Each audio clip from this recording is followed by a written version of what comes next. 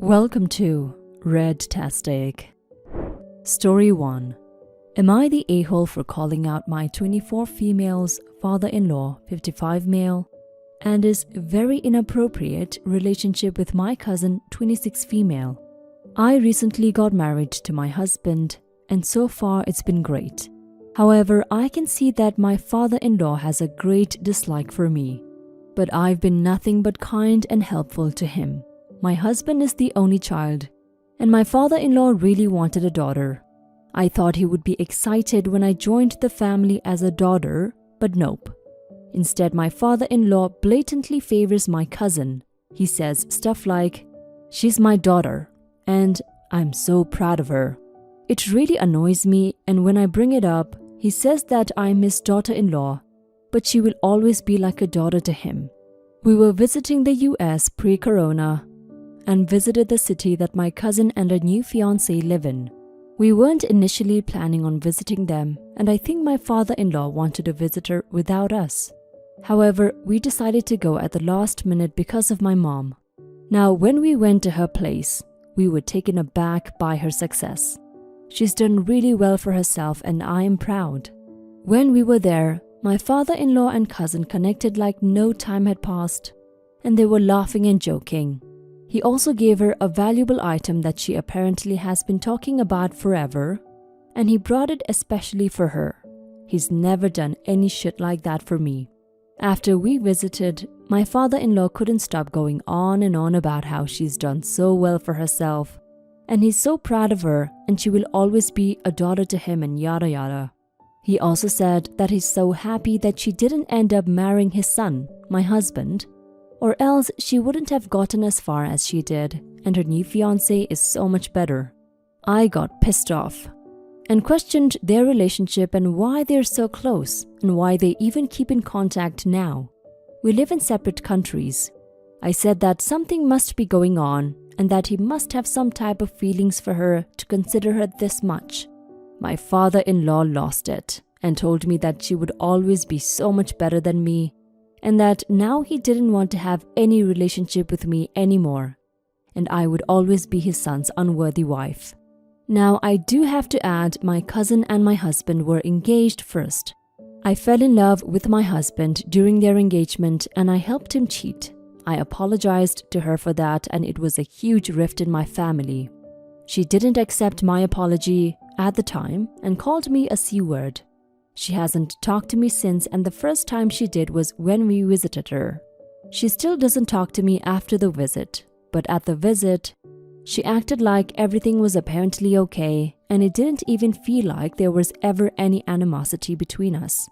My father-in-law has been giving me the cold shoulder and won't let me talk to him anymore. When I complained to my mom and asked her to reason with them, she told me I needed to stop and that I'm the a-hole. But I don't see what I did wrong, and I've always been trying my best to be a daughter to them. I know I made a mistake with cheating, but why should I have to suffer for it my entire life? Am I the a-hole? Edit. My husband and my cousin were arranged, meaning mom found my husband for my cousin and they started getting to know each other, dating for 6 months. Then they decided they liked each other and got engaged. They were engaged for 1.5 years until my husband cheated with me. We got engaged 4 months after and were married 6 months later using the wedding they already planned for my cousin and my husband. Parents-in-law insisted because they already paid and my cousin refused to pay her share after what happened. My parents and parents-in-laws, including my father-in-law, pushed for my husband and mine marriage after the cheating because they didn't want to scandalize our families. My cousin doesn't live in my husband and mine's country, and when they were engaged, she stayed in the US while my husband split time between US and our country. Surely, how did she and my father-in-law become so close in such a short time?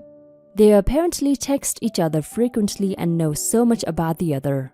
My cousin also has both her parents, so she isn't in need of some father figure in her life. And she's also close with the fiancé's dad from what I can gather. I don't understand why they aren't just letting this relationship go, and I don't understand why I'm being antagonized for saying something based on facts. This has crossed the lines of an appropriate father-in-law-daughter relationship. Edit 2. This is not about whether or not I was wrong or not about cheating. It was wrong and I admitted it and apologized to everyone. This is about my father-in-law not giving me a chance and not being fair. Everyone has skeletons, but that doesn't mean they shouldn't be given a chance. Edit 3. Okay, I see you guys saying my father-in-law hates me because of how I came into the family. All right, he can hate me, but that doesn't give him any reason to continue his relationship with her. She's probably only talking to him to seem nice. Once she gets married, she'll drop him like a hot potato. I don't get how my father-in-law doesn't understand that. I talked with my husband and even he thinks that it's weird that they're still talking, and I'm so surprised none of you think that. Also, it's been 7 months since our wedding. That's a long time to still keep in touch with your ex-would-be daughter-in-law. Both my cousin and I were presented to the family, and my husband at the time chose her. But they also talked more at the time and he didn't know me very well. However, with my cousins constantly moving back and forth between the US and here, I think my husband started to feel stress and loneliness. We got closer during this time. He told my cousin immediately and fully regretted what happened. She is the one who started telling everyone and blowing things out of proportion. So I don't get all these people saying that he will leave me. He won't. He hated cheating. I'm from India, by the way. I saw comments and you guys guessed right. You're the a-hole, OP. I don't think there's anything going on with the father-in-law and cousin. I just think the fallout from their side of things regarding your involvement probably hurt a lot of people, and no one has moved on from it while you have. I would apologize to father-in-law if I were you and let him know you'll respect his wishes if he feels that way, but you've made some mistakes and hope that in time you will have the opportunity to improve the relationship and provide more opportunities to see the better parts of you. Not asking for the past to be forgiven, but the ability to move forward more constructively towards the interest of comfort and family. Now for some comments. Wow, you're the a-hole. I spent most of that post wondering how your father-in-law and cousin knew each other, and then you dropped in how your husband used to be engaged to her until he cheated with you. No wonder father-in-law isn't your biggest fan. Look, you cannot make someone like you. You can't demand it just because you're now related by marriage. You owe father-in-law and your cousin a huge apology for your accusations. You're the a-hole. You slept with your now husband knowing he was engaged to your cousin. In the comments you have said family is really important to you. If this was the case, you would have never done that to your cousin.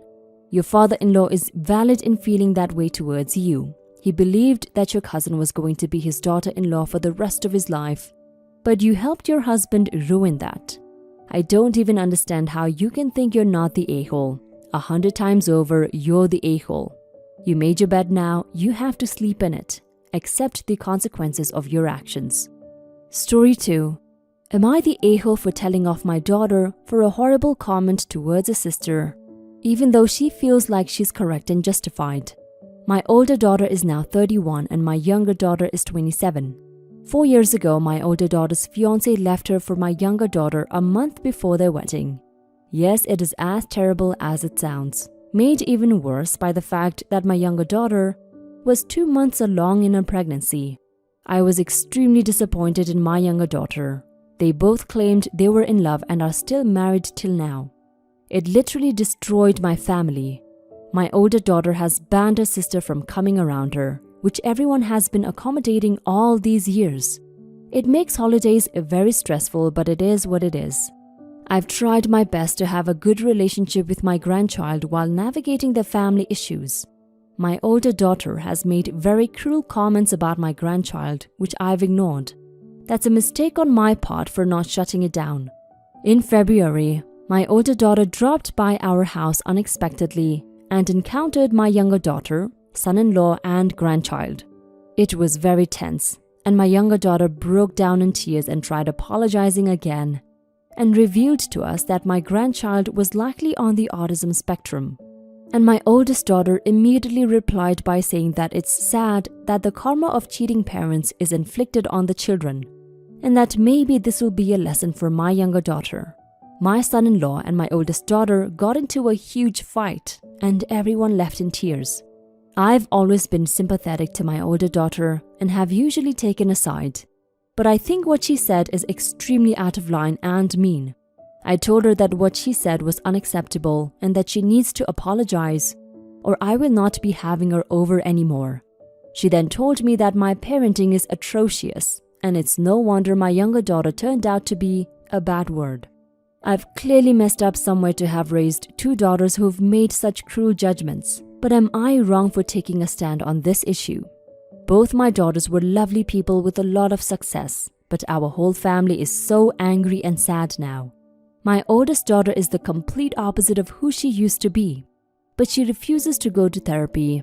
Even when I offer to pay for it and come with her if she wants, I'm just heartbroken. OP, your younger daughter sounds so manipulative, trying to get sympathy so that her older sister would accept her apology.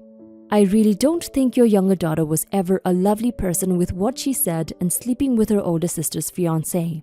You took a stand for your younger daughter, but you don't seem so bothered by how horrible she and her husband have been to your older daughter. Your younger daughter has basically gotten away with the horrible thing she did. That's not fair to your oldest. I would say everyone sucks here. Your older daughter did say something mean, but it's kinda justified since she's hurting. I really hope she considers therapy so she can put this hurt behind her and move on with her life. Story 3. Am I the a-hole? Son quits contact because I cancelled his membership in a sports club years ago. My son graduated from university and recently got a job. I've gotten in some financial trouble, so I asked him to help me out a little, and he reminded me of the time I cancelled his membership in the sports club. It was more than 10 years ago, and told me to pay it all up myself and not to contact him again. Some background. More than 10 years ago, he was a member in this martial arts school and he enjoyed it. He went there every weekday and took part in tournaments and even got a bunch of medals and trophies. He wanted to become the best. But one day they hiked up the prices, went from an already ridiculous $30 to $40 a month. I told him I can't pay for it anymore, but he begged and bargained and even offered to give up his pocket money of $10 a month just so he could stay. I told him he can find something else as long as it's cheap, but he never signed up for something else. Just stood at home all day long, playing video games, reading and doing whatever.